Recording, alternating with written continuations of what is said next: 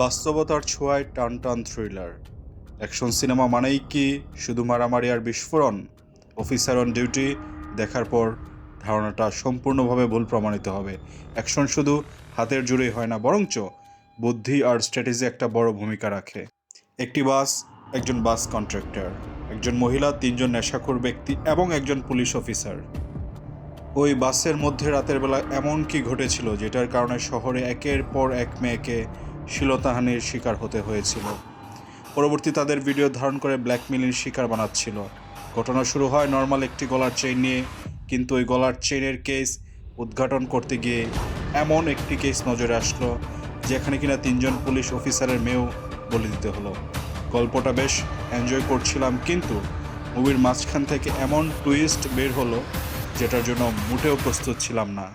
Ground score বেশ ভালো ছিল, কিন্তু মাঝে মাঝে বেশি লাউড মনে হচ্ছিল। ক্যামেরার কাজ চমৎকার, বিশেষ করে রাতের দৃশ্যগুলো লাইটিং খুব সুন্দরভাবে ব্যবহার করা হয়েছে। থাকলে দেখে নেবেন, আপনাদের জন্য রিকমেন্ড রইল।